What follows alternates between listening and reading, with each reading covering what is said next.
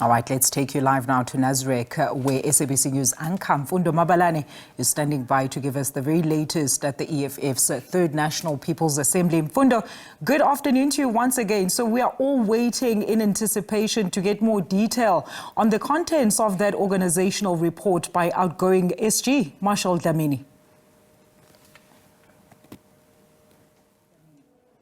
Good afternoon, Alicia. It's exactly just 6 minutes after 4. Indeed, many of us are waiting for them to conclude that closed session.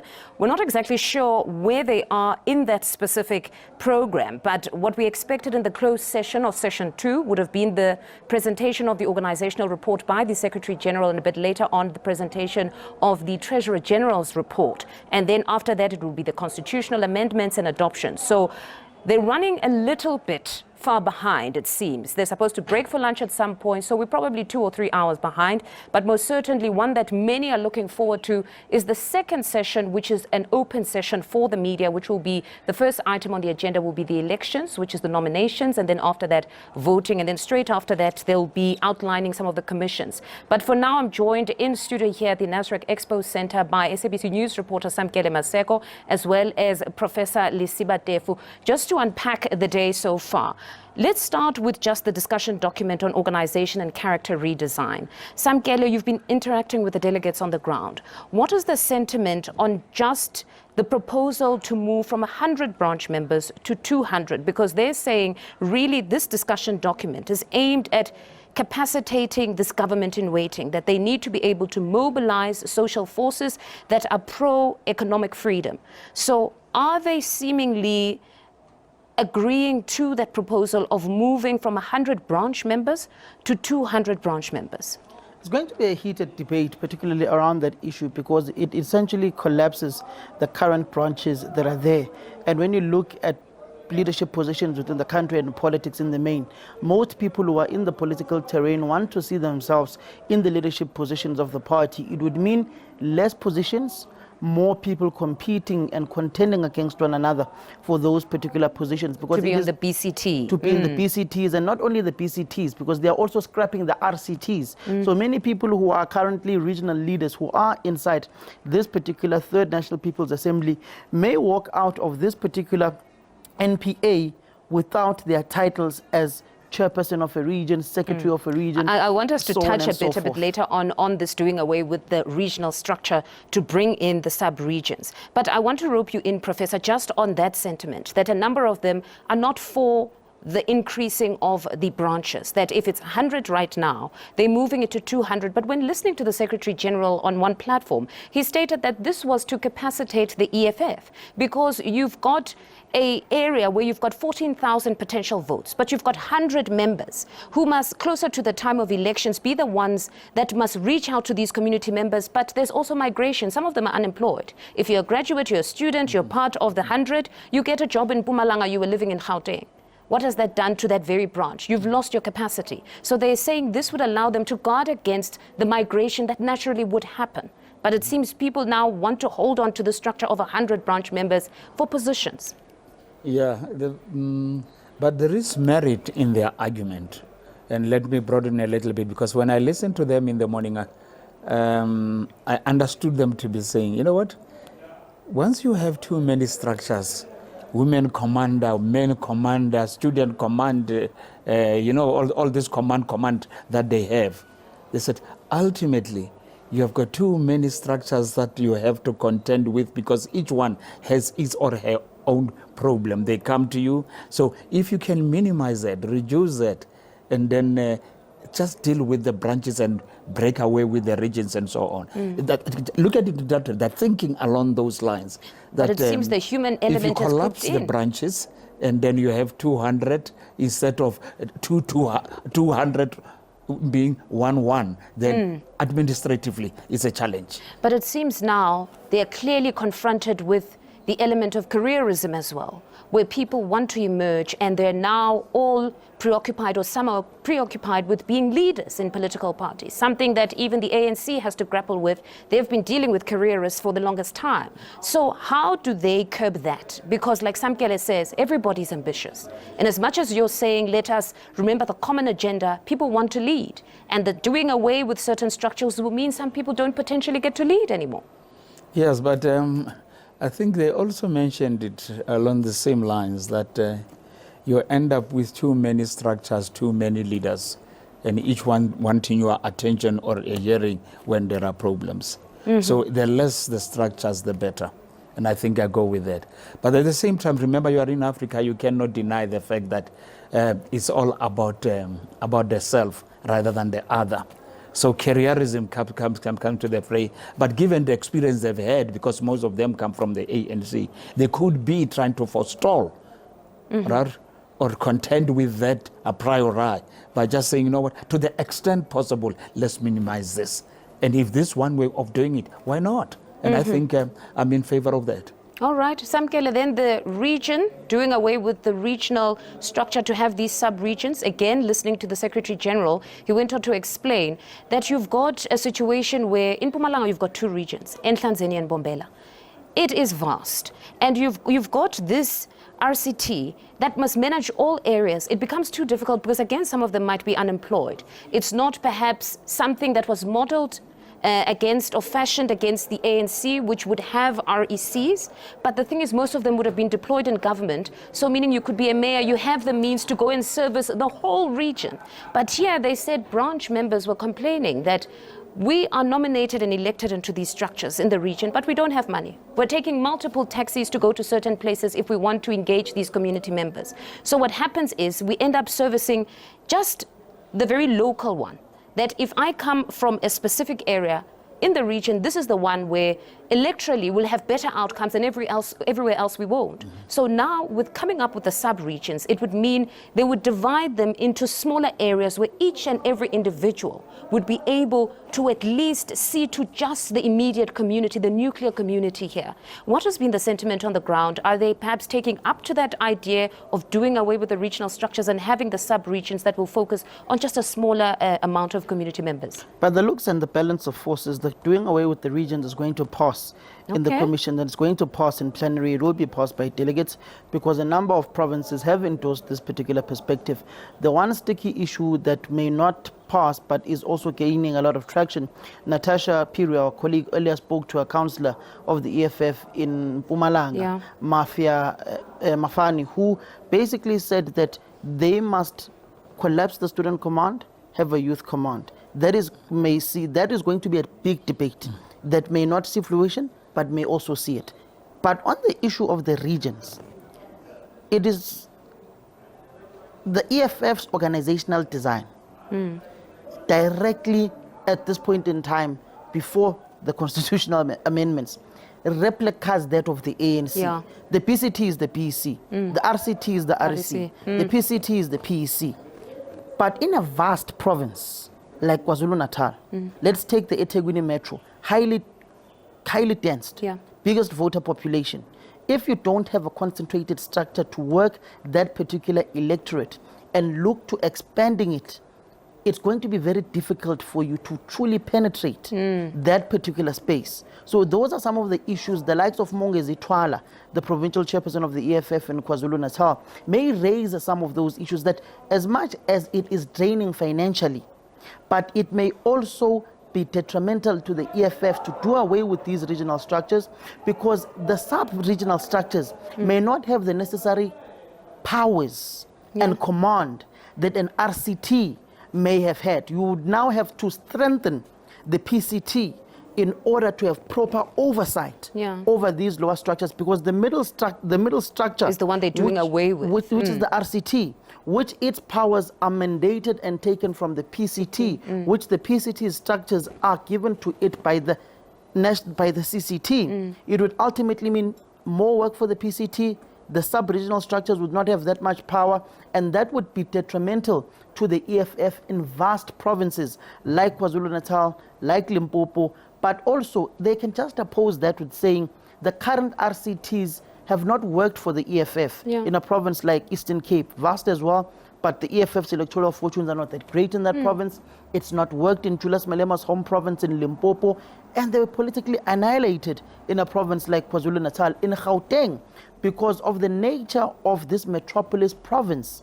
It will work because of the nature of the construct, the architectural and spatial planning of Gauteng, and because of the economic activity that is there in Gauteng. But in rural provinces, it will become very difficult. So these are some of the issues they seriously have to ponder with in this commission that they are going to sit at organizational redesign and relook of the economic freedom fighters. But it is not going to be easy. But one thing that is pretty clear, and that is coming out from all provincial leaders, is that they will do away with these regions. They will have these sub-regional structures, and it will ultimately mean more work for the PCTs. No, what is clear is that they're in favor, because we heard from the EFF outgoing leader that at least he's in favor of doing away with these. But what will emerge from the discussions could be something completely different, Samgel. In what I've become to know of the EFF, once the higher structure has spoken, command and control, those who are below have to follow what the National Central Command leadership has effectively taken. Because when you go into a conference like this, you don't start lobbying here. Lobbying starts when you're back home in the branches. When you get here, it's just to certify what has been discussed and it has been lobbied upon. The EFF is largely controlled by the collective of the provincial chairs and secretaries, the Provincial Chairs and Secretaries Forum. That is where most of these issues are discussed. And when they go to branches, they've already concluded as provinces on what to disseminate within structures. Once they get here, it's just to solidify, rectify the terminology here and there, and then move. Professor, your take on this doing away with this tier, this REC, or the equivalent of an REC, which in this instance would be the RTC in the EFF? You know, you put too many layers of governance, you create problems for yourself. And inefficiencies and cost attended to that. But does it not lead to a centralization of power? This analogy. How many presidents do you have in this country? You have one big president and 9 small presidents you call premiers. At what cost? In other countries, how do you go? Take one minister of health and 9 smaller ministers of health called MEC. That is Africa for you. I mean, in other parts of the world that are successful and are doing well, minimize the structure. Be efficient, mean, lean, and effective. And if that is the thinking of the EFF, I really support that. But I want people to think, even those who are out there hearing me speak, one big president and 9 small presidents we call premiers. When we were fighting for liberation, we were fighting to cut on the provinces and on the homelands. What did we do? We multiplied them. But on that particular point, many people may debate with you and say, you go to a province like Mpumalanga, where mostly the premiers come from your Hlanzeni areas, they come from your Mbombela areas, and Bushbuck Ridge of late with Mandla Ndlovu. But people from KwaMhlanga only see their premier once in 2 years. You remember the era of Mabuza, the people of KwaMhlanga were complaining. Refilum to Initipane tried, because she's from that area of KwaMhlanga to They always feel as though then you prioritize your own hometown as a premier to a certain extent, which I suppose is problematic now if you were to centralize power even more and you just minimize or remove that structure. You've got a president now that will be pulled from all directions. Why is it peculiar to South Africa? Why is it? Why is it that it was not what we were fighting for? That's not what we were fighting for. We wanted to cut structures, to cut provinces, to cut the homelands. What changed? When the comrades saw the law of power, right, is the one that made them forgo all that. Talk to them today, many will do agree with me that this is the route to go. It's not impossible. I mean, the country was run effectively at one stage with only 4 provinces. Natal, a Free State. But some would argue it probably wasn't as effective. But I suppose it indicates that this one will be a tough one. Efficient they were. Even the homelands, effective and efficient way they were. far much better than what we have today. Professor, some would debate that, but what Yes, it does indeed. indicate, Yes. Yes, that indeed. We the can debate that. centralization of powers was certainly a very hot topic. So one will see what emerges out of this one. But I want to take you to a statement that you made a bit earlier. I think it was yesterday, where you spoke about the climate under which this conference is held, that you worry that the leaders that could possibly emerge here, the criteria might be slightly different, that it might be a criteria of the top 6 being a top 6 that is very loyal, that is trustworthy, not necessarily a criteria of fit for purpose. Just expand on that statement of yours where you were worried that the leadership that could emerge might be measured against a very slightly different criteria informed by the climate now of the exodus. One old man, you might know him, called Nelson Mandela, advised Mbeki and them and said, as you put up your cabinet, be willing and ready to work even with those who may not agree with you. And that becomes the substitute, the whetstone where you sharpen your ideas. But once you have those who are loyal to you, by the time you wake up, you might find that you are at the precipice and you don't know how you arrived there. The critical voices tend to be shunned, maligned, vilified.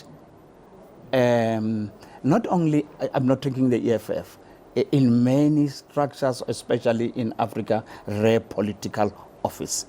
The best brains we had are out of the country because of that. I think it's a pity that Floyd had to go. It's a pity Ndlozi had to go already, I can put it in quote, because they had the intellectual capital that helped shape this organization into a formidable force. They did very well. Now that you speak of intellectual capital, when listening to the outgoing EFF leader Julius Malema speaking on intellectualism or academicism, it seemed as though it was a veiled jab, that there are certain people who call themselves Marxists, but they cannot explain it in the simplest terms. They always just entertain themselves and just intellectualize things in theory, but practically it cannot be explained to the ordinary person. So it seemed as though there was a moment there where it was saying sometimes maybe the intellectualization of everything is not to the benefit of ordinary citizens. They don't care about their ideas. Give us water. Why did he do what he did? Spending 25 minutes speaking on Marxism, Leninism, Sankara, you name them, right? And then the audience he had, right? With due respect, some of them, they would need no less than 4 years before they can understand Marxism. It is an esoteric subject. I felt esoteric. I was, but very exclusionary. Yeah. You know, it's just like a fashionable design or attire that people go into. Look, somebody right now was just closing a conference calling himself a Marxist or a communist. Go and look at the car he drives. Look at the lifestyle they lead. Vis-a-vis those who are real communists, right? And who earn less but do more with that little, to the extent that they can even help us or others who have even more. So remember, South Africa is not a poor country, it's a fairly rich country, just undermanaged and mismanaged. But in his defense, he was saying it needs to be explained in the simplest terms to ordinary citizens. Did he use the simple terms yesterday? And did he have the audience that would go with him? I know they want to say, yes, the two gurus that people think are intellectuals, they were not the only one. And I don't say they were the only ones. Maybe they wanted to prove a point, but the platform, it was not in the right space. But Prof, Julius Malema may have not been only speaking to the 2,500 delegates at this conference hall, because essentially you are portraying a picture that he must speak to the converted. What is the use of speaking to the converted? It's like when political parties call people to stadiums. You are speaking to the converted, to those who already vote for you. But when you are on that podium, when you are reading that particular speech that has been drafted, you are speaking to the broader electorate of the country. You are speaking to the intelligentsia. You are speaking to the men and women on the shop floor. We are speaking to the migrant worker who has had to move from their province and go to the urban areas and stay in an informal settlement. We are speaking to someone who may see the EFF as a vehicle of change. And you've got to portray to them the ideological perspective of the EFF. What we have not been accustomed to is a Julius Malema who goes to town in speaking ideology of the EFF, Marxism, Leninism, he may not be a person who's perceived to be in-depth or have in-depth knowledge of these particular topics, which have become synonymous with Floyd Chivambu, Mbuyiseni Ndlozi.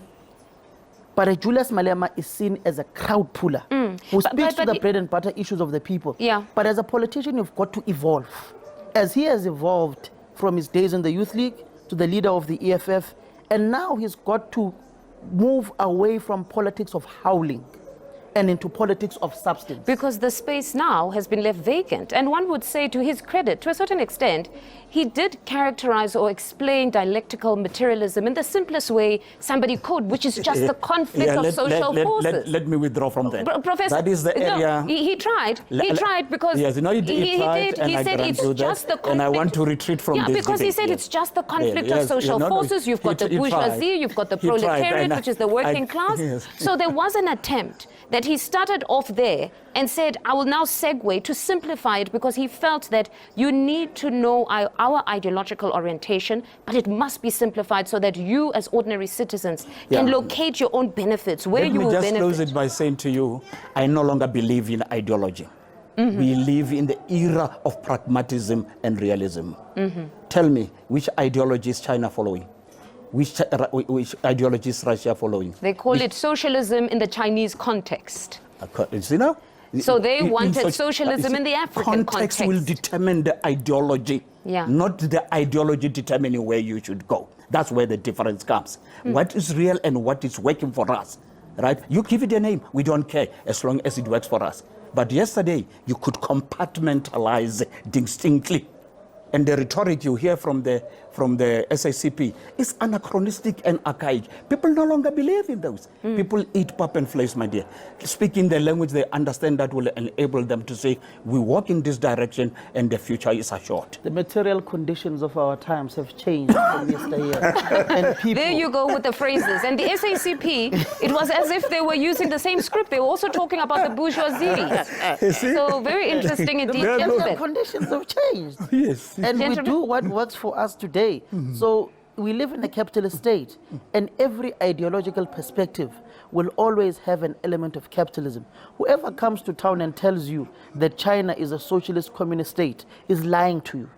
It's a capitalistic characterization with a socialist element where the downtrodden, the working class are oppressed by those who've got the means of production, but it is just soothed over because there is basic by calling services. it socialism with a Chinese context. Gentlemen, thank you very much for the insights. It's been wonderful talking to you. Sam Kelemo, certainly we'll catch up a bit later on once the delegates are freed for lunch and you guys engage on some of what has been discussed. Professor, as always, thank you very much. Pleasure. Alicia, it's back to you in studio. Thank you so much to our anchor there, that is Mfundo Madbalane, alongside her panel out in Nasrec, as we continue covering developments there at the EFF's third NPA.